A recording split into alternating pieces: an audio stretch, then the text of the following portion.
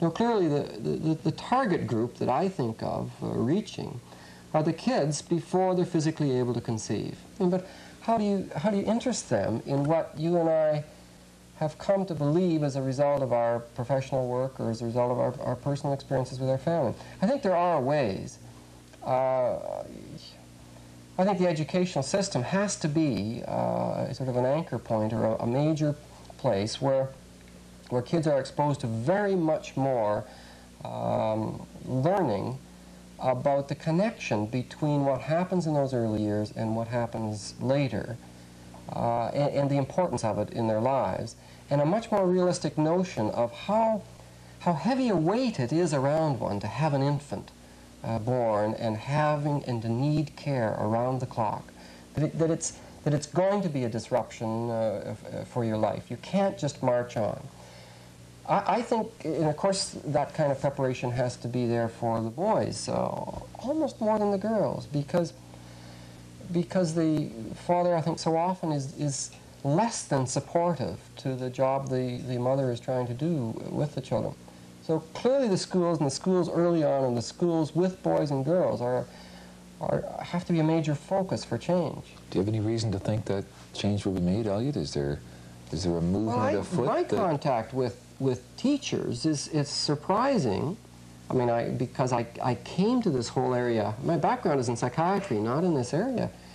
But I find teachers very keen and very concerned and putting a very high priority on, I mean, these are teachers in family studies courses and their equivalents across the country. No, I think the pressure has to come through the general public to the school board to say, we want a higher priority placed on the preparation of kids for raising children. I mean, clearly the most important work any of them will ever do. Never mind whether they're able to be accountants or whatever you're preparing them for now. Let's first of all make awfully sure they know the basics very thoroughly and early, before any of them drop out of school, about how to care for an infant. And then graft onto the school system whatever else. Really, if you look at it, I mean, it seems backwards to do it any other way. And there are signs that it's happening now. I guess I sit here and I say to myself, my kids are beyond the age of 3. What can I now do? And you're saying maybe those of us who don't have infant children have a role to play too? Oh, I think so. I think first of all, we have a responsibility, a real responsibility to talk to kids, perhaps adolescent kids, before they're married, and let them, or before they have children, and let them know our experience, or our feelings now about the amount of work involved and how important we think it is early on. I think it's important that we talk to school board members or other people about altering our priorities in life. I think it's important that we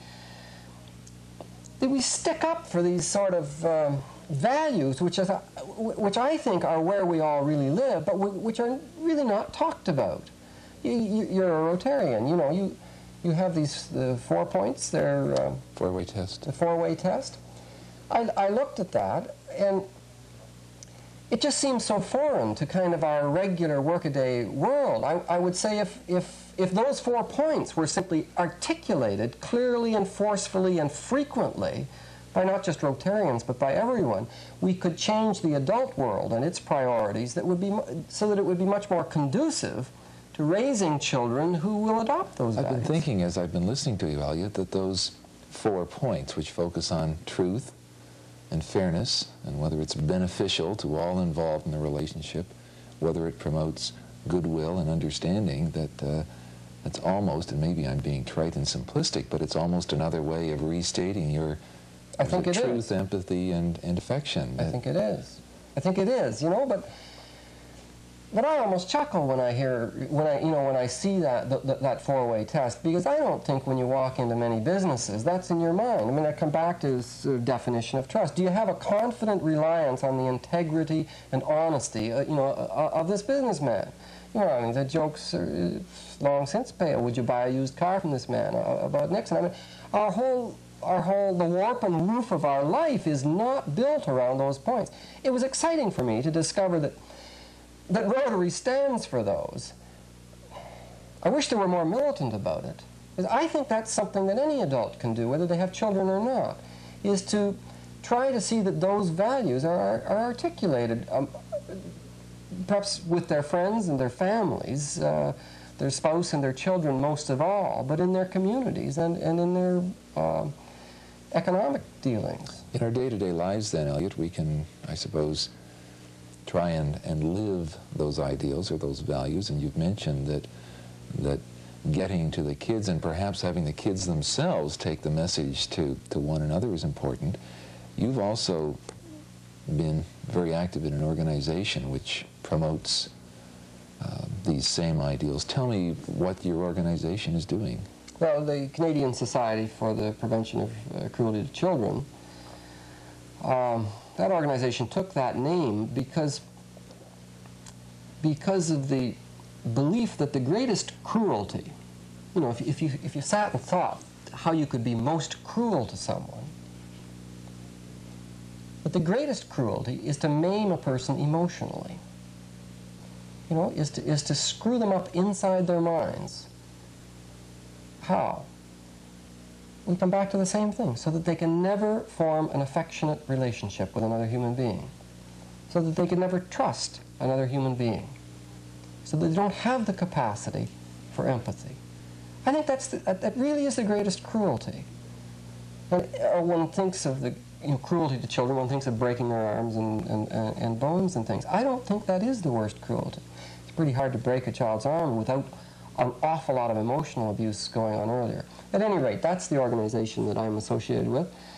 We've published a journal since 1978 trying to articulate some of the things that we've been talking about, trying to lay out the evidence of the crucial nature of experience very early in life and its connection to problems later in life, and the kinds of things that society might and should be doing, and the raising of consciousness about excesses of materialism and consumerism and the kind of downside of those things, and the injustices of the arbitrary male dominance in our society. All of those issues that we've been talking about, we've been publishing in the quarterly journal of the organization, and there are now some 12 or 1,300 members across the country who subscribe. They pay $10 a year and they get the quarterly journal. And I hope that organization grows and becomes a focus to articulate, you know, kind of a lobby to articulate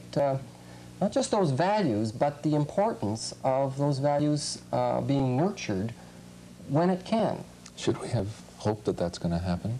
Do you see a change, a decade, a generation away? I don't know whether it's going to happen or not. I really don't. I just can't see anything else that's more worthwhile to try and do. I really can't.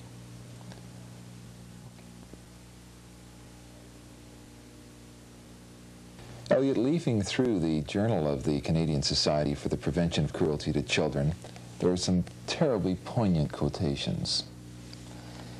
Well, one of the ones that really has meant a lot to me, it was by Naomi Chase. She was one of the early authors of a book on child abuse. She said, "We should start with the idea of restoring value and significance to the idea of nurturing. Recognize that all our children need it, and create programs and institutions that will help us give it to them. If we're worried about the cost," she said, "we might look at it this way. The less care a child has in the early years, the more society will have to pay for it later on." I'm impressed by this quotation from the writings of David Gill, who's a sociologist. "We must be willing to face the hard reality that preventing child abuse and neglect is possible only when we are ready to attack its sources in the fabric of our society and culture, rather than merely provide social and medical services to its victims." Erik Erikson is a psychoanalyst that has written widely. I'm not sure a lot of people have heard him say this: "Someday, maybe there will exist a well-considered and yet fervent public conviction that the most deadly of all possible sins is the mutilation of a child's spirit." It seems not only to be psychiatrists, psychologists, and sociologists who have expressed concern.